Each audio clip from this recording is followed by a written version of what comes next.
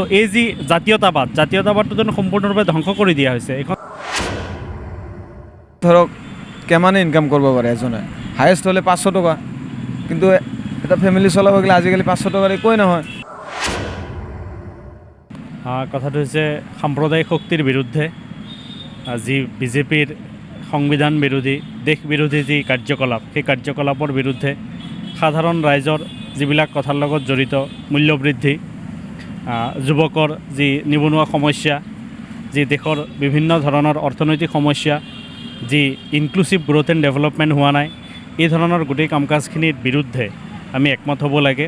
আৰু দেশৰ যি ভাৰতবৰ্ষৰ যি সাম্প্ৰদায়িক ভাৱে যি এটা ডেম'ক্ৰেটিকেলি যি এটা ধুনীয়া হেৰি আছিল, সেই বস্তুটো আমি মেইনটেইন কৰিব লাগে। সেইখিনিৰ ওপৰতে মই নিজেও এই ধৰণে ভোট দিম।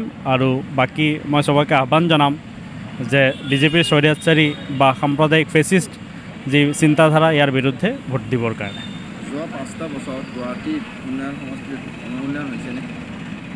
আপোনালোকৰ সন্মুখত এজাক বৰষুণ দিলেই গুৱাহাটীৰ উন্নয়নৰ খুব নমুনা ওলাই যায়।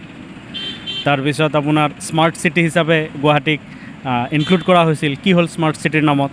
আপোনালোকৰ সন্মুখত। তাৰপিছত ইয়াতে আপোনাৰ ইনভেষ্টমেণ্ট ছামিট হৈছিল, টুইন টাৱাৰ হ'ব বুলি ডাঙৰ ডাঙৰ কথা কোৱা হৈছিল, বহুত ডাঙৰ ডাঙৰ আমাক সপোন দেখুওৱা হৈছিল, 1 কোটি চাকৰি দিম বুলি কোৱা হৈছিল গোটেই ভাৰতবৰ্ষ লৈ পেলাই। এইখন চৰকাৰৰ সময়ত ক'ত গ'ল সেইবিলাক? তো সেই কথাবিলাক আজি আমাৰ প্ৰাইচ ইণ্ডেক্স আপুনি যদি চাই কিমান হাই হৈ আছে, আমাৰ আজি যিটো আনএমপ্লয়মেণ্ট ৰেট কিমান হাই হৈ আছে, আমাৰ ক'তনো আমি কি পাইছোঁ? আমাৰ জাতীয় সম্পদখিনি সিদিনাখন আজি খুব আপোনাৰ হেৰি হৈ আছে যে ৰংঘৰ কাৰেংঘৰত আনি পেলাই বহিৰাগত মানুহক চাকৰি দিছে। তো এই যি জাতীয়তাবাদটো যেন সম্পূৰ্ণৰূপে ধ্বংস কৰি দিয়া হৈছে। এইখন চৰকাৰৰ দিনতনো কি হৈছে? একোৱেই হোৱা নাই। ফপুলা স্বৰূপ পৰিৱৰ্তন বিচাৰে। হয়, পৰিৱৰ্তন লাগে। মানে যি আচ্ছে দিন হ'ব বুলি যি সপোন দেখুৱাইছিল, সেয়া দেখোন এটাও পূৰা নহ'ল। বহুত সপোন দেখুৱাইছিল, কালাধন ঘূৰাই আনিব। এতিয়া আপোনাৰ যি ইলেক্টৰেল বণ্ড ওলাইছে, বণ্ডৰ যি আপোনাৰ গোটেই দেশৰ সন্মুখত কিমান অ'পেন কৰাপশ্যন হৈছে। আজি বিভিন্ন কোম্পানীবিলাকৰ পৰা তেওঁলোকে হিটলাৰী পদ্ধতিত এক ধৰণৰ গুণ্ডাগৰ্দি কৰি চান্দা লৈছে। ইলেক্টৰেল বণ্ড আমি সাধাৰণ ৰাইজে বুজি নাপাওঁ, কিন্তু আমি যদি বুজিব যাওঁ, বিজেপিয়ে একেবাৰে খোলা মানে অতি লজ্জাজনকভাৱে আপোনাৰ কৰাপশ্যন কৰিছে।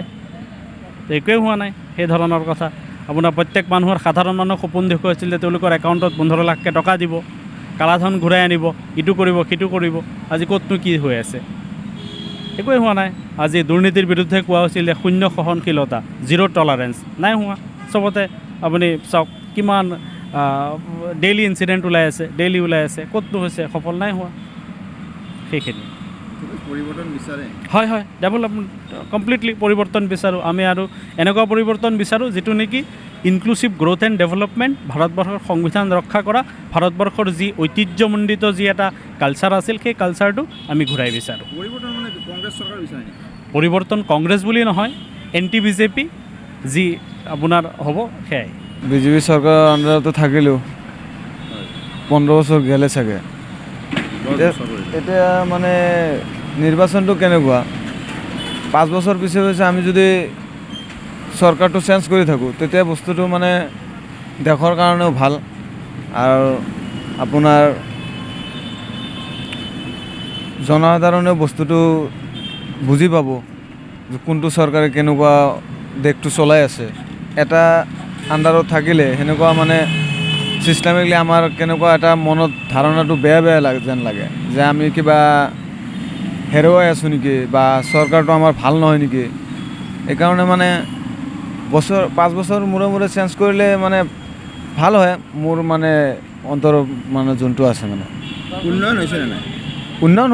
উন্নয়ন আগতকৈ বহুত হৈ গৈছে, মানে ৰাস্তা ঘাট এইগিলাত, কিন্তু বাকীগিলাত হোৱা নাই। মূল্যবৃদ্ধিটো এইটো আসমান চুই গৈছে ডাইৰেক্ট।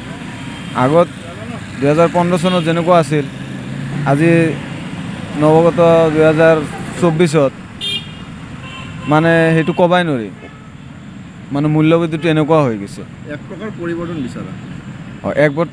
পৰিৱৰ্তন হ'লে ভাল হয় আমাৰ কাৰণে, মানে একদম মানে বহুতেই ভাল হৈ যায়। মানে আমি যেনেকুৱা পৰিস্থিতিত এতিয়া আছোঁ, মানে সেইটো আৰু ক'ব নোৱাৰি। মানে এটা বস্তু মানে কিনিব গ'লে মানে আমি ভয় খাই যাওঁ যে পাম না নাই এইটো পইচা দি বস্তুটো এই আৰু এইটো বিজেপি চৰকাৰৰ বিকল্প বিচাৰ বিজেপি চৰকাৰৰ বিকল্প মানে এতিয়া মানে মূল্যবৃদ্ধি এইগিলা যদি বস্তুটো অলপ হ্ৰাস কৰে তেতিয়া আমাৰ ভাল হয় তেতিয়া চৰকাৰ যোনেই থাকক কথা নাই কিন্তু চলোৱাটো নিয়ম মতে যেনেকৈ চলাব লাগে আমি যাতে চলিব পাৰোঁ মানুহৰ মুখত মানুহৰ ওচৰত যাই কিনে অলপ থিয় হ'ব পাৰোঁ সেনেকুৱা এটা হেৰি হ'লে ভাল হয় দিনটোত ধৰক কিমানে ইনকাম কৰিব পাৰে এজনে হায়েষ্ট হ'লে 500 টকা কিন্তু এটা ফেমিলি চলাব গ'লে আজিকালি 500 টকাৰ একোৱেই নহয় কাৰণ এটা চব্জি 2 কিলো কিনিব গ'লে আজিকালি 300-400 টকা গুচি যায় ভালকৈ যদি 1 কিলোকে চব্জি লয় আমাৰ এই গুৱাহাটীত